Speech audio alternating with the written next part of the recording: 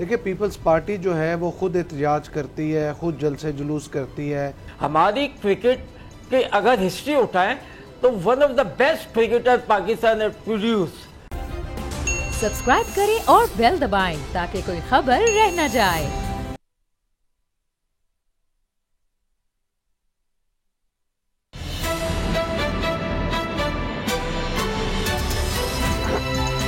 अब पता चला। बिस्मिल्लाहिर्रहमानिर्रहीम, अस्सलाम वालेकुम। मैं हूं मोहम्मद उसामा गाजी और आप देख रहे हैं अब पता चला। पाकिस्तानियों के लिए बल्कि पाकिस्तान क्रिकेट के लिए अच्छी खबर यह है कि पाकिस्तान सुपर लीग का 7वां एडिशन आज से शुरू हो रहा है। खेल के मैदानों को आबाद करने के लिए कितना मौसर फार्मूला साबित हुआ है, इसका अंदाजा क्रिकेट के दीवानों को खूब है। PSL के 7वें एडिशन का आगाज आज नेशनल स्टेडियम कराची में हो रहा है। इफ्ताही तकरीब अपने रंग बिखेर चुकी है। अब क्रिकेट का यह मेला शायकीन क्रिकेट में नया जुनून भर देगा। चौके छक्कों की बरसात माहौल गर्मा देगी। ये गर्मी सिर्फ क्रिकेट के मैदान में ही नहीं, सियासत के मैदान का भी माहौल गर्म हो गया है। सिंध की सियासत और खास तौर पर कराची के सियासी हालात इस वक्त भौचाली कैफियत में है। नए बल्दियाती निजाम से शुरू होने वाला झगड़ा शिद्दत इख्तियार करता दिखाई दे रहा है। अपोजिशन के मुसलसल एहतजाज को नजरअंदाज करना सिंध हुकूमत को महंगा पड़ गया है। अपोजिशन नए बल्दियाती एक्ट को इख्तियारात पर कब्जा करार देती रही तो सिंध हुकूमत अपोजिशन पर लिसानियत को फरोग देने की गोलाबारी करती रही। जमात इस्लामी ने धरना दिया लेकिन मामला जूं का तू रहा। कल MQM मैदान में निकली, पुलिस ने रैली को रोकने की कोशिश की तो मामला बढ़ गया। फिर लाठी चार्ज भी हुआ, शेलिंग भी की गई। पुलिस के तशद्दुद से रुकने असेंबली सदाकत हुसैन भी जख्मी हो गए। एक कारकुन की जान भी चली गई। अब हालात कशीदा हैं। इन हालात को सियासी तजियाकार पीपल्स पार्टी के लॉन्ग मार्च के लिए खतरा करार दे रहे हैं। कहा जा रहा है कि MQM ने पीपल्स पार्टी के लॉन्ग मार्च को शुरू करने से पहले शॉर्ट कर दिया है। खतरे को भांपते हुए बिलावल भुट्टो ने पार्टी रहनुमाओं को MQM के खिलाफ बयानबाजी से रोक दिया है। वज़ीर आला सिंध ने MQM के रहनुमा अमीनुल हक से फोन करके कल के वाक़े पर अफसोस का इजहार किया है। ज़रा के मुताबिक वज़ीर आला सिंध MQM के पास जाने को भी तैयार है ताकि इस जल्ती पर पानी डाला जा सके। लेकिन हालात और वाक़यात बता रहे हैं कि सिर्फ इजहार अफसोस से बात नहीं बनेगी। मामला सिंध बल्दियाती एक्ट पर ही तय होगा। अब सवाल यह है कि क्या पीपल्स पार्टी इस मामले में पीछे हटेगी या नहीं। अगर मुत्तहिदा अपोजिशन ने सिंध में एहतजाज का दायरा बढ़ा दिया तो फिर पीपल्स पार्टी की विफाक के खिलाफ एहतजाजी तहरीक का क्या बनेगा, इसी से आगाज करेंगे। आज हमें खुसूसी तौर पर ज्वाइन कर रहे हैं सदाकत हुसैन साहब, MPA MQM के हैं। और आपने देखा, पूरे पाकिस्तान ने देखा, पूरी दुनिया ने देखा कि इन पर भी लाठीचार्ज हुआ था, जख्मी भी हुए थे। मैं इनका बहुत शुक्रिया अदा करता हूँ कि इसके बावजूद ही हमारे प्रोग्राम में शिरकत कर रहे हैं। हमारे साथ स्टूडियो में तशरीफ़ रखते हैं अली भाई, जहांगीर बदर साहब के बेटे हैं, तो मेरा इनसे बड़ा ख़ास ताल्लुक़ है, तो आज प्रोग्राम में मेरे साथ है तो इसीलिए मैं कंफ्यूज भी हो गया। तो अली बदर साहब हमारे साथ हैं और ये चेयरमैन बिलावल भुट्टो जरदारी साहब के तर्जुमान हैं। और हमें अरशद वोरा साहब भी ज्वाइन कर रहे हैं। पहले सदाकत साहब आपसे आगाज़ करते हैं। पीपल्स पार्टी की तरफ से कहा जा रहा है कि आपने जो कमिटमेंट थी वो तोड़ी। पहले ये कहा गया था कि शायद आपका रास्ता कुछ और होगा, एहतजाज किसी और तरफ किया जाएगा, लेकिन फिर आप वज़ीर आला हाउस की तरफ आ गए। वहां से मामला गड़बड़ हुआ क्योंकि वहां पर PSL के हवाले से इंटरनेशनल प्लेयर्स भी मौजूद थे।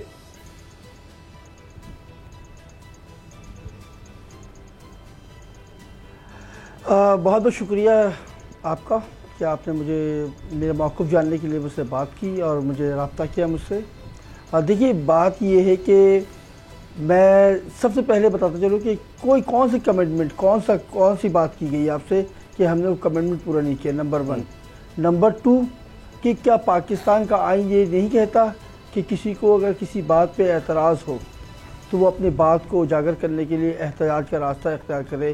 क्या पाकिस्तान का कानून नहीं कहता कि किसी बात पे अगर हुकूमत से इख्तलाफ है तो उसकी अपनी बात को वहाँ तक पहुँचाने के लिए एहतजाज किया जाए जब ना माना जाए तो MQM पाकिस्तान ने क्या किया था? MQM पाकिस्तान ने भी यही किया था कि MQM पाकिस्तान ने वज़ीर आला हाउस जो कि कराची में मौजूद है, अपना जो उनका वो था, हमारा जो पैगाम था, हमारा जो मैसेज था, जो हम कई सालों से दे रहे थे कि बल्दियाती जो कानून है जो 2013 में पास हुआ था वो बिल्कुल ऐसा कानून था जिससे कराची के शहरी इलाकों को किसी किस्म का कोई फ़ायदा नहीं हो रहा था। ना सैलरी का निज़ाम मेयर के पास था, ना वाटर का निज़ाम मेयर के पास था, इवन के कचरा उठाने का निज़ाम भी मेयर के पास ही था। तो अब हम चाहे जो अमेंडमेंट लेकर आए थे 2021 के नवंबर में, हम चाहते उसमें जो अमेंडमेंट की है उसको बेहतर अंदाज में कर लेते हैं, जिसके लिए हमने एक दस्तावेज़ात बनाकर सिंध गवर्नमेंट को दिया भी लेकिन जाहिर सी बात है यहाँ पे गंगा उल्टी बहती है।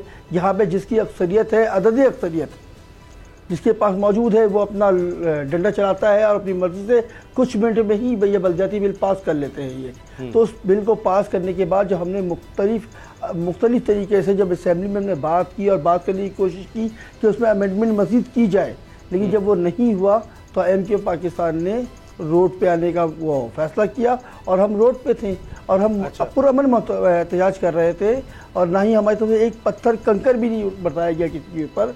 हम गवर्नर अपना वज़ीर आला हाउस के सामने बैठे थे, बैठ के लोगों से हम अपना जो हमारा मुतालबा था वो मुतालबा हम दोहरा रहे थे और उसी दोहराने की पारश में जो ताकत का मुजाहरा किया गया, जिसमें मैं असलम भाई शहीद हुए हमारे साथी, वो उनकी शहादत हो गई। मुझे जिस तरीके से इलेक्टेड हूँ मैं, इस शहर के लोगों ने मुझे वोट दिया है, इस शहर के लोगों ने मुझे मुंतखब किया है, मुझे ऐवान में भेजा है, उसी ऐवान में जिसके वज़ीर आला मुराद अली शाह साहब हैं, उसी ऐवान में भेजा, उसी ऐवान का मैं मेंबर हूँ।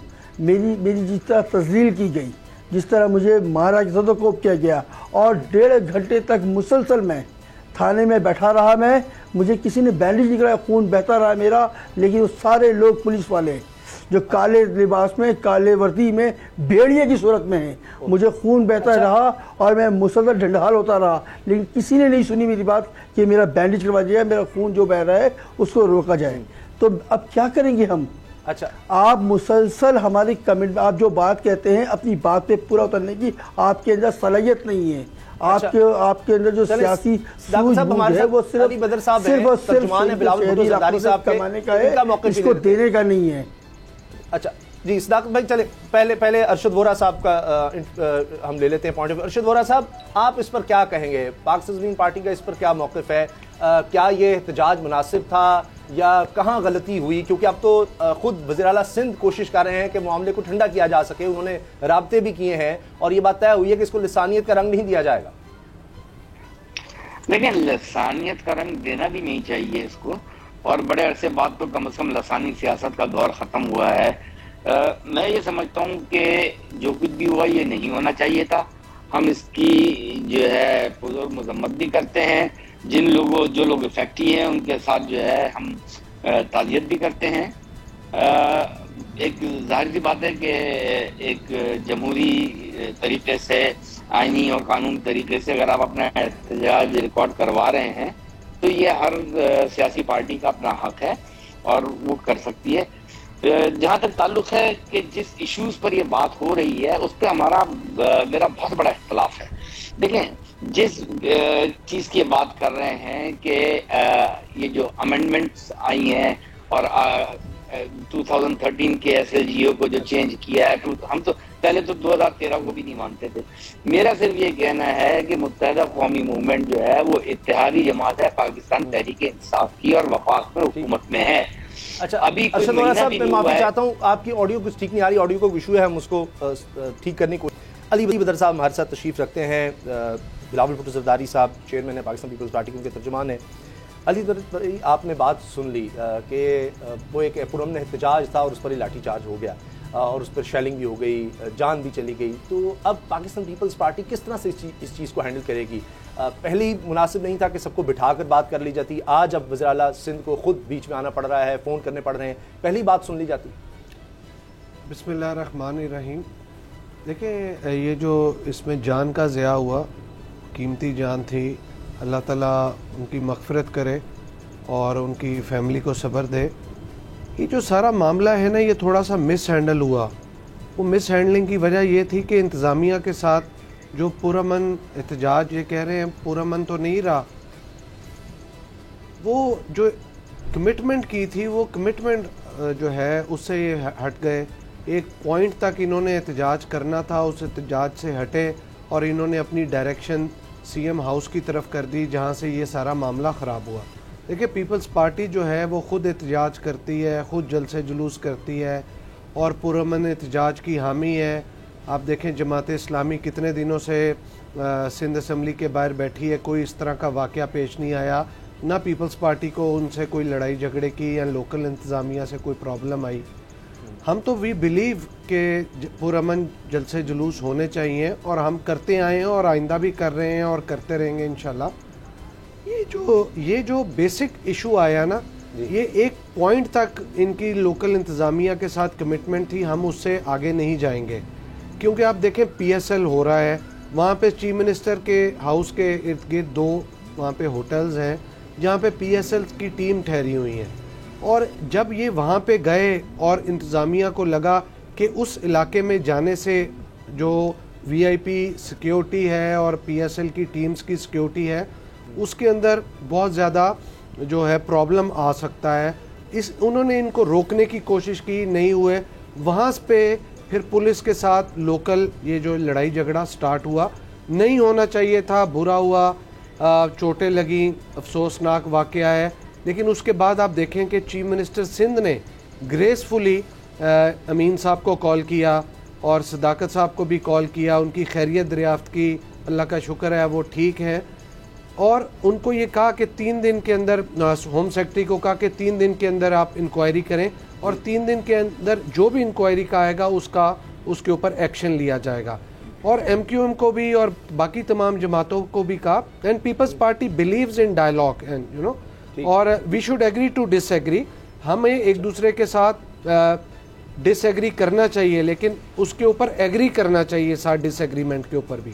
और पीपल्स पार्टी जो डायलॉग के ऊपर बिलीव करती है वो इसलिए करती है कि हम चीज़ों को पुरअमन तरीके से डायलॉग के ज़रिए हल करें। और इसमें भी कहा कि जो भी आपकी रिजर्वेशंस हैं आप हमें दें, हम उसको बैठ के करेंगे। और इंशाल्लाह चीफ मिनिस्टर ने देखा जो कॉल ऑन किया और उसके ऊपर आप बैठ के बात करेंगे, जो भी इनकी रिजर्वेशन होगी जिस हद तक हो सकेगा हम उसको will try to sort it out, कि बैठ के एक अच्छे तरीके से सारे मामले को हल किया जाए। बाबर डोगर साहब, मैं चाह रहा हूँ आप भी सवाल अरशद वोरा साहब से करें, उनसे लाइन मेरा ख्याल है सही। जी अरशद वोरा साहब, आप लोकल गवर्नमेंट के हवाले से MQM और PTI के हवाले से कोई बात कर रहे थे। बताना चाह रहा था कि देखें जिस तरीके से 1 घंटे में 31.5 बिल 32 बिल जो पास हुए थे अभी 1 महीना पहले कौमी असेंबली में, उस वक्त अगर ये जो सबसे बड़ा इशू है जो चारों सूबों का इशू है कि आर्टिकल 140A जो है वो प्रॉपरली डिफाइंड अगर नहीं है, 4 लाइनों में है, तो उसकी डेफिनेशन का एक नया बिल भी दे देते, 33वां बिल, वो भी 5 मिनट में पास हो जाता। वहां तो सारे बिल धड़धड़ पास हो रहे थे ना। जब वो बिल पास हो जाता तो आज हम ना सिंध हुकूमत को कहते, ना बलूचिस्तान हुकूमत को कहते रहते, ना KP को कहते। एक फॉर्मुलेशन तो वहां से बैठ के दे दी जाती ना, आर्टिकल 140A की उसकी डेफिनेशन दे दी जाती। आज अगर इन लोगों की सिंसियरिटी होती सर, लेकिन वो डिफाइन तो है कि पॉलिटिकली, एडमिनिस्ट्रेटिवली, फाइनेंशियली जो है ट्रिकल डाउन करे इख्तियारात को। आर्टिकल 140A की हर प्रोविंस अपने हिसाब से तशरीह करता है। आर्टिकल 140A में आप मेयर के इख्तियारात, मेयर के अंडर में जितने डिपार्टमेंट्स आने हैं, आप उसमें जो है NFC अवार्ड जो है उसको PFC अवार्ड के जरिए यूनियन काउंसिल तक किस तरीके से ट्रिकल डाउन इफेक्ट आएगा उसका, ये तमाम चीजें डिफाइन होनी चाहिए। उसमें ये डिफाइन होना चाहिए कि जब तक जो है सूबाई असेंबली के इंतखाबात नहीं होंगे, जब तक के बल्दियाती हुकूमत के इंतखाबात नहीं होंगे। बल्दियाती हुकूमत is the 3rd tier of government according to your constitution, ये तीसरी गवर्नमेंट है। और अगर आप इसी के इलेक्शन 5-5 साल तक नहीं करवाएंगे तो फिर इसका मतलब कि आप वजीर आजम का बेस पे रख लें। जब वजीर आजम का दौर खत्म हो, CM का दौर खत्म हो, CM को भी एडॉक बेस पे किसी एडमिनिस्ट्रेटर को CM बना लें, तो क्या ये कर सकते हैं? तो फिर ये जो बेसिक रूट्स हैं, जो अवाम की बेसिक नुमाइंदा जिसको कहते हैं कि ये यूनियन काउंसिल हैं, जहाँ मोहल्ले के लोग लेकिन जो MQM की बुनियादी डिमांड थी लोकल गवर्नमेंट में अमेंडमेंट्स के हवाले से, उससे आप एग्री करते हैं? किसकी डिमांड थी? MQM की। MQM की मैं आपसे यही तो अर्ज कर रहा हूँ कि ये डिमांड जो है करने के बजाय वहां पे वफाक में इस कानून को सही करवा लेते हैं ना। आज ठीक है। अच्छा, गुलाम तो साहब मैं चाह रहा हूँ, डिमांड पे कितने मुजाहरे किए? अच्छा, MQM हुकूमत में बैठी हुई है, MQM ने डिमांड पे कितने मुजाहरे आपसे बात करना चाहूँगा। सदाकत हुसैन साहब, कल आपको भी ज़दकोब किया गया और आपके सर में लाठी भी लगी, खून भी बहता रहा। अभी जो बातचीत हुई है सिंध गवर्नमेंट से, उसमें उससे पहले ये कहा जाता रहा कि सिंध हुकूमत की उल्टी गिनती शुरू हो गई है, तो क्या काल असलम भाई के जनाजे के बाद क्या लाहा अमल तंजीम अपनाएगी? तहरीक क्या सुलह की जानिब जाएगी या एजिटेशन का रास्ता जो है उसकी तरफ बढ़ेगी? क्या आप लोगों की सोच है, क्या विचार हैं इस मामले में?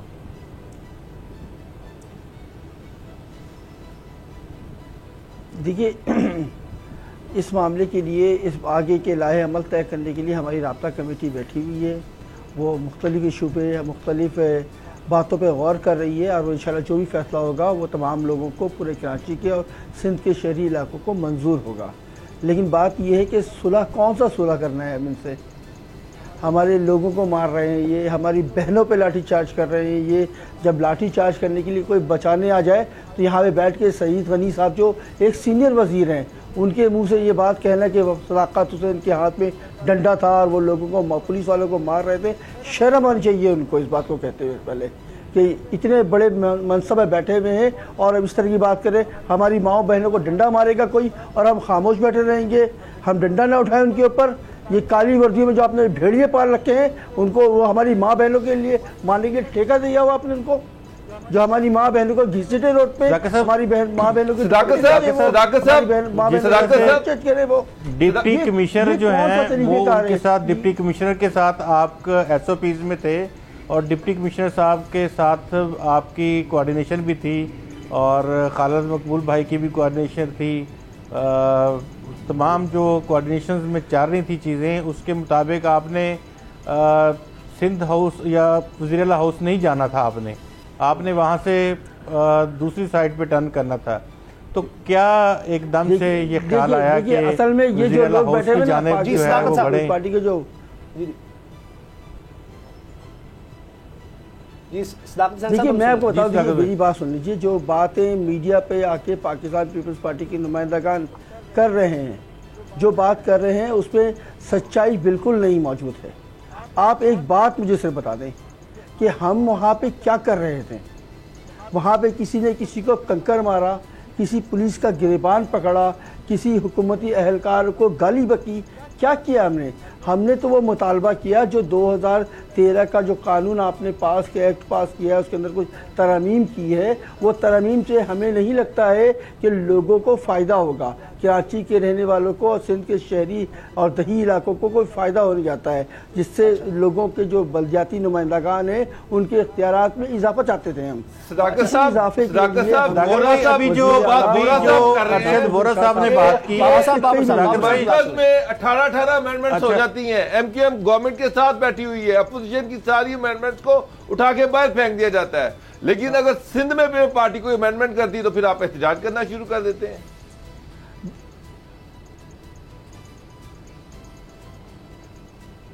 देखिए, मैं आपको बता दूं एक बात कि आप मेरी बात पूरी सुनेंगे तो समझ में आएगी बात कि असल में देखिए वज़ीर-ए-आला हाउस क्या है, वो कौन सी ऐसी मुकद्दस जगह है जहाँ पे हम नहीं जा सकते हैं?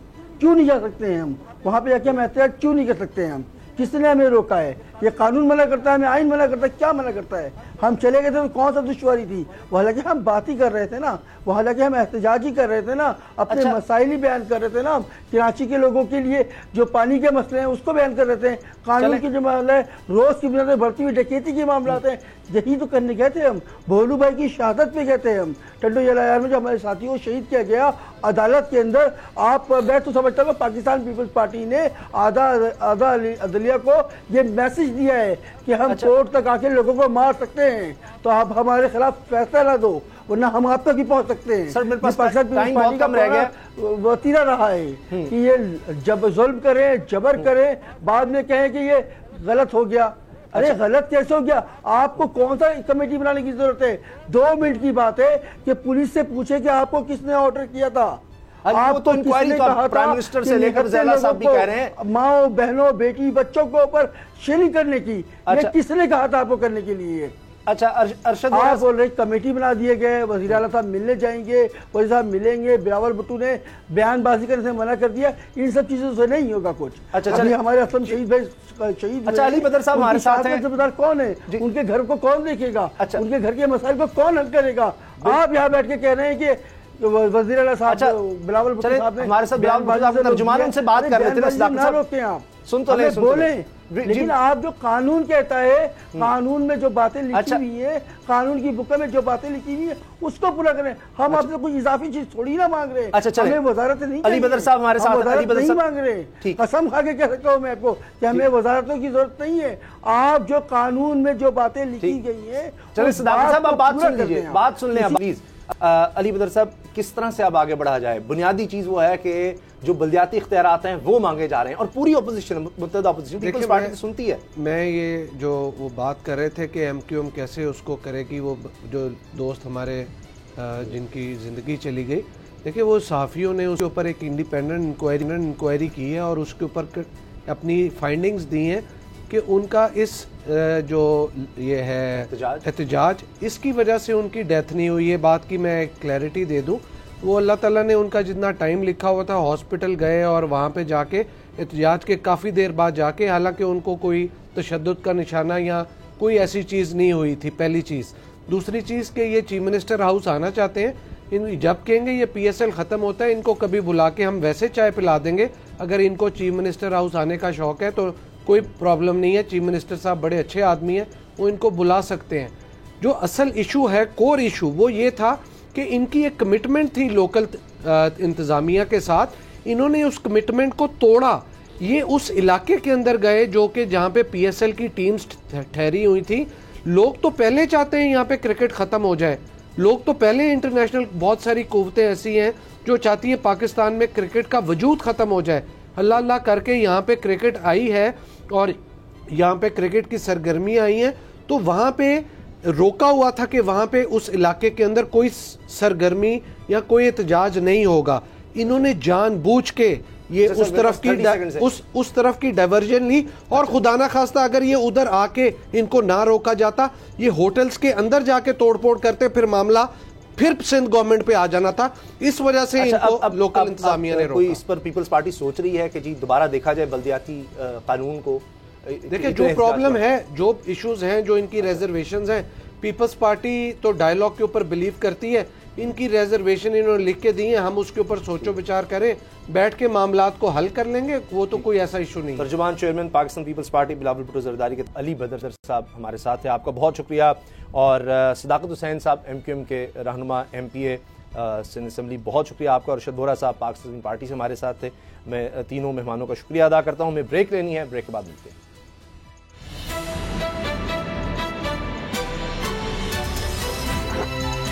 अब पता चला।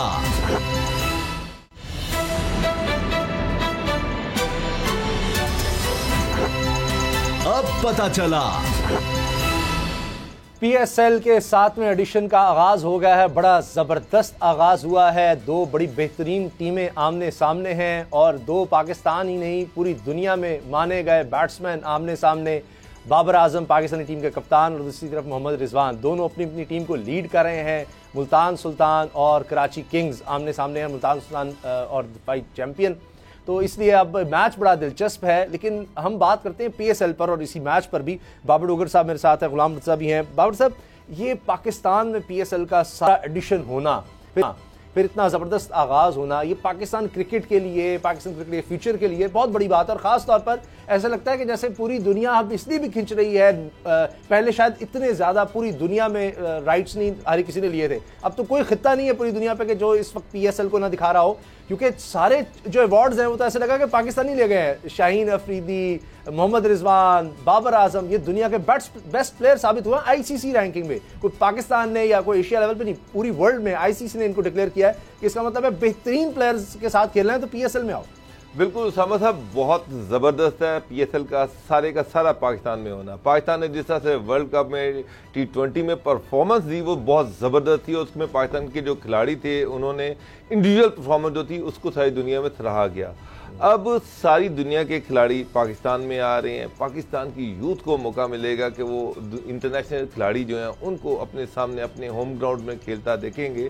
इससे पाकिस्तान की क्रिकेट की प्रमोशन में आप देखेंगे बड़ा ज़बरदस्त बहुत नई यूथ सामने आएगी। बहुत सारे जो लोग बच्चे हैं वो क्रिकेट की तरफ राग़िब होंगे और आप देखेंगे कि क्रिकेट जो है वो उसको प्रमोशन मिलेगी। मैं देखता हूँ कि आज से 20 साल पहले जिस तरह से क्रिकेट जो थी, बस गली बाज़ारों में, मोहल्लों में, ग्राउंड में क्रिकेट खेली जा रही थी। लेकिन अनफॉर्चुनेटली उसके बाद एक लंबा अरसा पाकिस्तान में क्रिकेट नहीं हुई।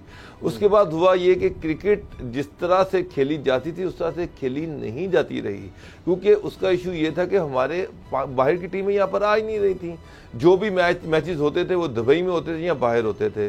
तो उससे जो यूथ थी उसको वो जो एक अंदर यूथ के अंदर होता है ना कि बाहर के खिलाड़ी आए, उनको हम अपने ग्राउंड में खेलता देखें, ग्राउंड में जाकर उनको देखें किस तरह से वो खेल रहे हैं, वो चीज़ नहीं थी। लेकिन इस दफ़ा जब इंटरनेशनल प्लेयर्स आएंगे, हमारे लोकल प्लेयर्स होंगे कराची में, लाहौर में, यहाँ पर जब मेले सजेंगे तो आप देखेंगे कि यूथ के अंदर एक नया वल्दला आएगा और क्रिकेट में को नया टैलेंट मिलेगा। जो मुझे बड़ी उम्मीद है कि ग्राउंड्स आबाद होंगी, गली मोहल्लों में क्रिकेट जो है एक दफ़ा दोबारा स्टार्ट होगी और नया यूथ, नया टैलेंट जो है वो उभर के सामने आएगा। उससे पाकिस्तान की क्रिकेट का जो फ्यूचर है वो बड़ा ताबनाक है, वो बड़ा रोशन नजर आ रहा है इंशाल्लाह। गुलाम साहब, बड़े खदशात भी थे कि पहले वबा आई जनाब, कोरोना, फिर उसके बाद ओमिक्रॉन, तो बड़ा खौफ था, कई प्लेयर्स उसका शिकार हुए। लेकिन फिर भी अल्लाह का शुक्र है कि इसका आगाज़ हो गया है। ये एक बड़ी बात है पाकिस्तान के लिए, सिर्फ क्रिकेट ही नहीं, पाकिस्तान के पूरे इमेज के लिए कि हम एक बड़ा टूर्नामेंट पूरा पाकिस्तान में करवा सकते हैं इंशाल्लाह।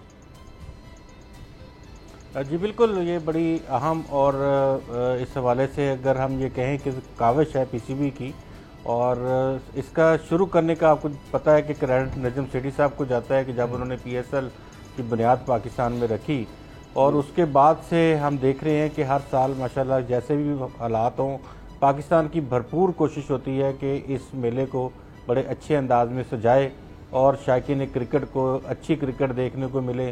फिर ये है कि इंटरनेशनल इवेंट बन जाता है, बाहर से भी लोग आते हैं, यहाँ से लोकल नौजवान जो हैं वो भी इसमें बहुत ज़्यादा दिलचस्पी रखते हैं। कराची के हवाले से हम बात करते हैं, गुज़िश्ता हफ्तों में तो हमें बिल्कुल ऐसे लग रहा था कि शायद ये मुलतवी करना पड़े, क्योंकि कोविड की जो सूरत हाल थी तो गुज़िश्ता 3-4 रोज़ पहले तक भी वो तकरीबन 40+ % हो गई थी, 40 से ज़्यादा परसेंटेज थी पॉजिटिव केसेस की डेली बेसिस की बुनियाद पे। लेकिन फिर ये है कि इसका इनेकाद कर दिया गया है और अब खदशात तो अभी भी बहुत सारे हैं, लेकिन कोरोना SOPs मुकम्मल तौर पे फॉलो किए जा रहे हैं। 25% तक जो स्टेडियम में कैपेसिटी है उसमें अगर 100 बंदों की गुंजाइश है तो 25 बंदों को, 25 शायकीन को इजाज़त है कि वो स्टेडियम में आ सकें, और वो भी मुकम्मल कोरोना सर्टिफिकेट के साथ, कोरोना SOPs के साथ। तो एक अच्छा इवेंट देखने को मिलेगा इंशाल्लाह शायकीन क्रिकेट को भी और पाकिस्तानियों को। तो बड़ा अच्छा ये इस हवाले से भी है कि रिवाइवल है पाकिस्तान में क्रिकेट का, लोग देखना चाहते हैं, लोग इसमें बहुत ज़्यादा दिलचस्पी रखते हैं। बिल्कुल सही। अच्छा बाबर साहब, एक बात ये भी सामने आई, जब से PSL शुरू हुआ बड़ी रुकावटें आई, बहुत तरह के मसाइल आए। एक तो पाकिस्तान में नहीं हो पा रहा था, फिर भी इसको चलते रहना, इसको चलाते रहना, उसमें सबकी बड़ी कोशिश है। मैं समझता हूँ फ्रेंचाइज की भी, उनके ओनर्स की भी, जो स्पॉन्सर्स हैं उन सबको इसमें क्रेडिट जाता है। फिर ये कि पाकिस्तानी प्लेयर्स पर इस तरह IPL जो सबसे बड़ी लीग है जी, उसमें वो खेल ही नहीं सकते, उनको बैन ही कर दिया गया। तो ये एक तरह से पाकिस्तान के हक में अच्छा हुआ। फिर कोई इंटरनेशनल टीम पाकिस्तान नहीं आ रही थी, पाकिस्तानियों के पास वाकई नहीं थे, पाकिस्तानी प्लेयर्स के पास, कि वो इंटरनेशनल क्रिकेटर्स के साथ इस तरह से मिल सके, और फिर करते करते ये दुनिया की बड़ी लीग्स में से एक बन गई हैं। और अभी हमें ज्वाइन किया है जावेद मियांदाद साहब ने, लेजेंड हैं आज भी दुनिया में। अगर आप नाम लेंगे कि जी दुनिया के टॉप क्रिकेटर्स कौन से रहे हैं तो मियांदाद साहब का नाम उसमें आता है। पाकिस्तान के साबिक कप्तान हैं, कोच रहे हैं, और आज भी कई रिकॉर्ड्स इनके नाम हैं। जावेद मियांदाद साहब, बहुत शुक्रिया आपके वक्त का। ये बताएं आज आप कैसा महसूस कर रहे हैं कराची शहर में PSL का आगाज होना, इंटरनेशनल प्लेयर्स, क्रिकेट के शौकीन, हमारे प्लेयर्स दुनिया में माने जाना, हमारे प्लेयर्स का कि दुनिया के बेहतरीन प्लेयर्स ये हैं, कैसा महसूस कर रहे हैं आज? नहीं, डेफिनेटली बिल्कुल। आपने देखा ओपनिंग सेरेमनी जो है बड़ी फंटास्टिक, बहुत अच्छी हुई है। आपने दुनिया में और भी देखी होंगी, मगर इस वक्त जो है यह हमारी जो PSL की जो सेरेमनी हुई है उससे लग रहा है कि सारी चीज़ें तैयार हुई हुई हैं, तैयारी में है क्रिकेट की।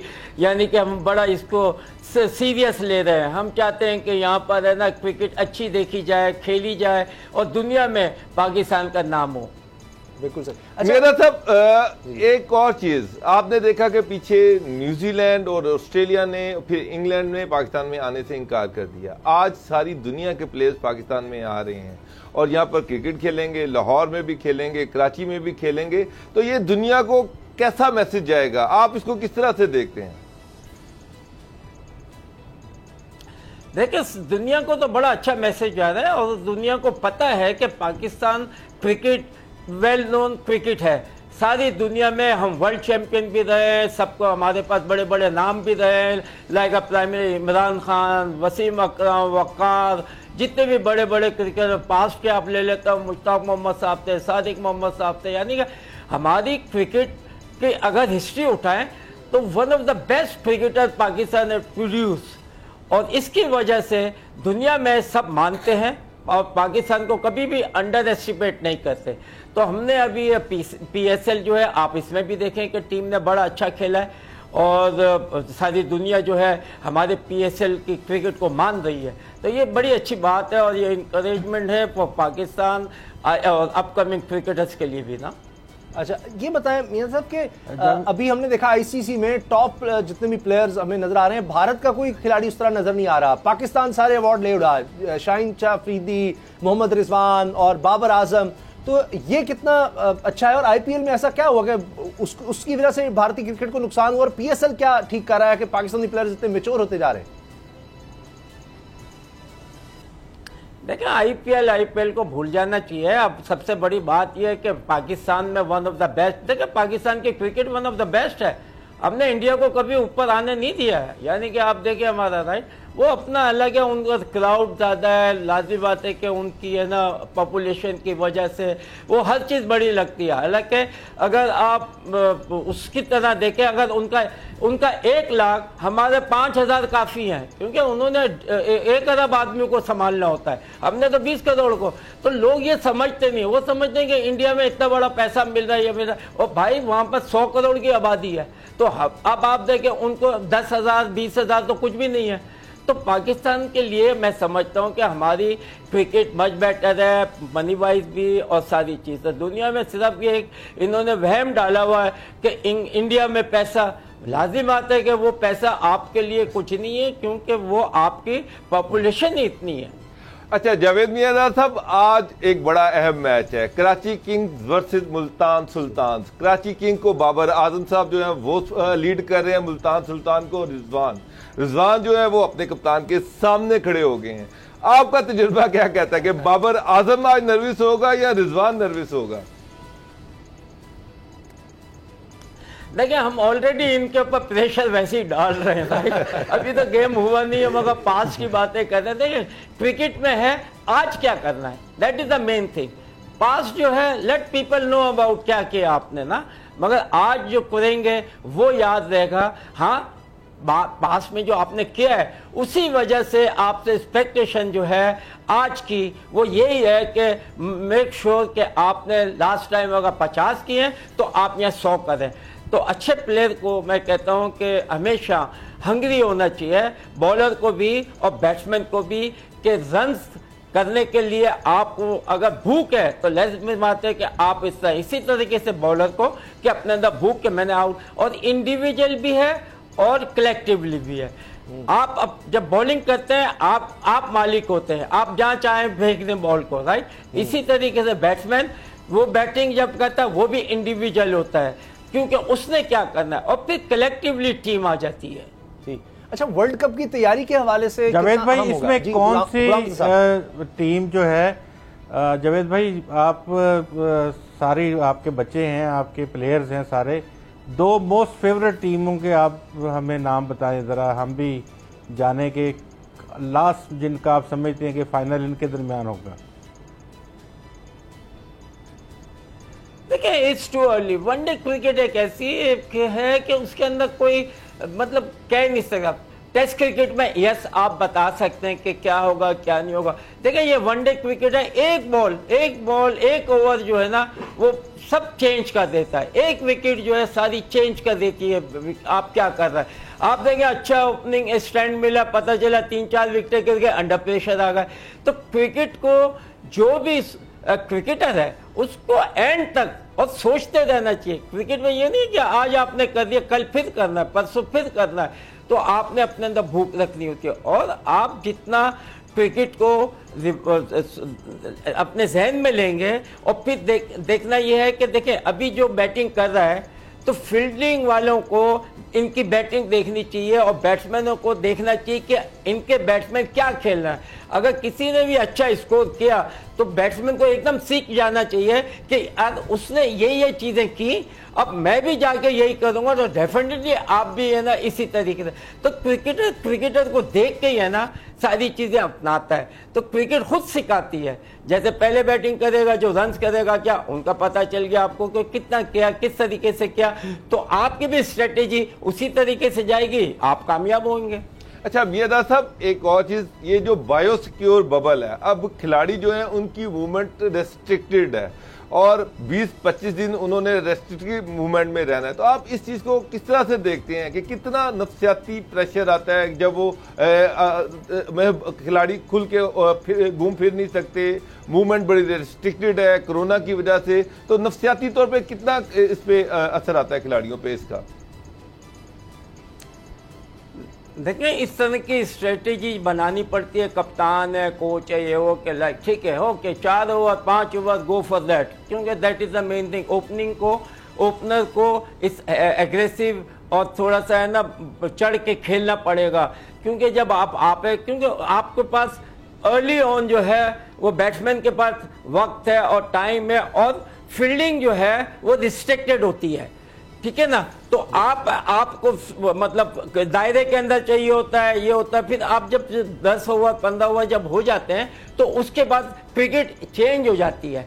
तो उस वक्त जो है ना तो स्टार्टिंग में आपको चांस लेना पड़ेगा, आप ले 1 या 2 बैट्समैन के, ठीक है यू गो फॉर राइट। अगर आपको अच्छा स्टार्ट मिल जाता है तो लाजिम बात है कि आपकी पूरी टीम जो है चलना शुरू हो जाएगी। जावेद मियां साहब, क्रिकेट में टाइम टू टाइम ये जी क्या कहा? मैं क्या पाकिस्तान की विकेटों पे कितने रन सिक्योर हैं आपके ख्याल से? बैटिंग जो पहले कर रहे हैं उनके लिए कितने रन सिक्योर हैं? देखिए रन तो आप अगर बाद दफा आप है ना 100 रन पे भी जीत जाते हैं। आपकी बॉलिंग अटैक क्या है और बैटिंग क्या है, तो आपने मिनिमम जो है अगर ये बैटिंग जो भी कर रहा है उसको कम से कम 7-8 रन पर ओवर के हिसाब से ना आपको देना पड़ेगा। तो फिर आपके चांसेस सेकंड इनिंग में बड़े अच्छे बन जाते हैं सामने वाली टीम के ऊपर, कि पहली जो सेकंड टाइम बैटिंग करेगी उसको 8 या 9 रन स्ट्रेट वे है ना उनको है ना करने पड़ेंगे, उनका एवरेज ही आएगा। अगर शुरू में उनके 2-4 ओवर ऐसे निकल जाते हैं तो एवरेज जो है वो बढ़ता जाता है। तो वनडे क्रिकेट में ये चीज है, तो देखना ये है कि आप अपने शुरू के ओवर जो है वो किस तरीके से खेलते हैं और स्ट्रेटेजी क्या बनी है। मैं समझता हूँ जो स्ट्रेटेजी हो ये हो कि भाई 4 ओवर तक आपने चांस लेना है जब सर्कल में होता है, उसके बाद प्ले अकॉर्डिंग टू राइट, फिर 5 पे आ जाए, फिर 6 पे आ जाए, फिर एक टाइम आएगा कि आपके पास विकेट इन हैंड, तो आप जाएंगे कि 1 ओवर में 2 छक्के जरूर लगने चाहिए, 2 चौके जरूर लगने चाहिए। फिर आप डिफरेंट क्रिकेट खेलते हैं क्योंकि आपके अंदर कॉन्फिडेंस आ जाता है, आपके ऊपर रन्स होते हैं, आपको फिक्र नहीं होती है, आप ऊपर चढ़े हुए होते हैं, टीम के ऊपर हावी हुए होते हैं। ठीक, अच्छा मियां साहब ये बताएं, अब मोहम्मद रिजवान, बाबर आजम दोनों टॉप के इस वक्त बैट्समैन है, प्लेयर है, आप किसको ज्यादा बेहतर रेट करते हैं या आज आपके नजर में ज्यादा अहम कौन है?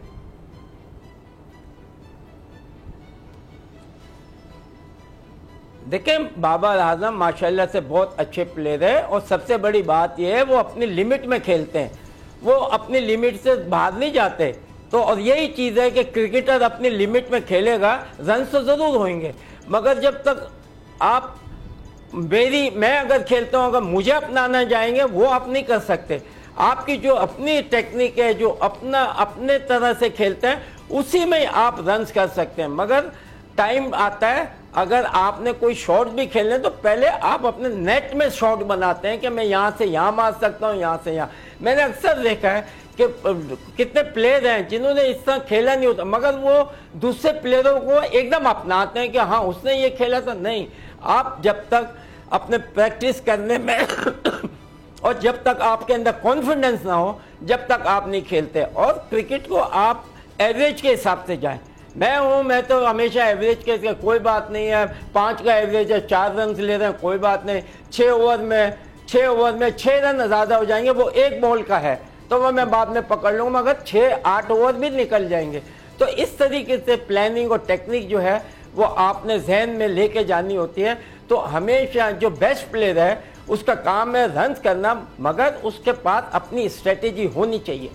अच्छा, अभी वर्ल्ड कप भी इस साल ऑस्ट्रेलिया में है T20 का, तो पाकिस्तान बड़ा अच्छा जा रहा था लास्ट वर्ल्ड कप में, लेकिन उस तरह नहीं आगे बढ़ सका। ये जो PSL का टूर्नामेंट है ये भी मदद करता है आपकी तैयारी में इस तरह के बड़े इवेंट के लिए?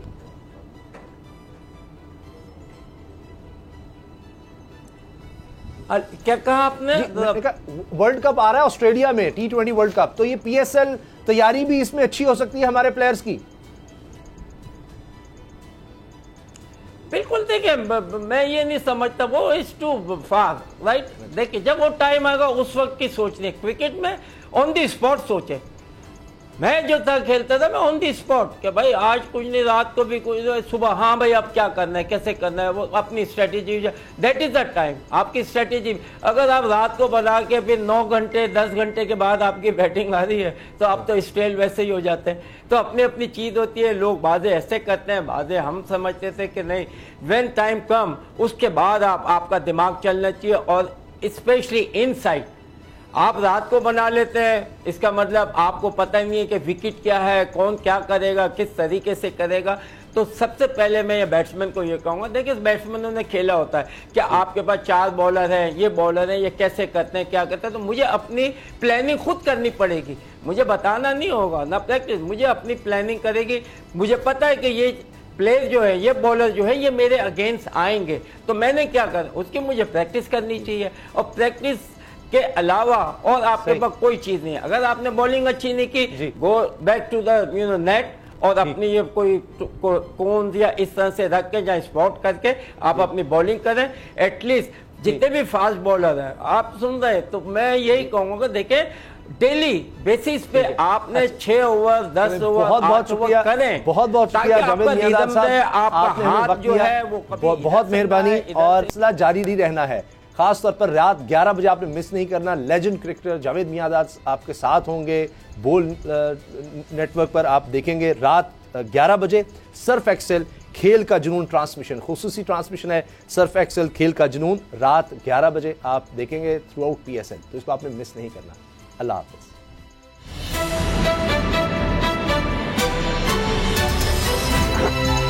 अब पता चला। सब्सक्राइब करें और बेल दबाएं ताकि कोई खबर रह न जाए।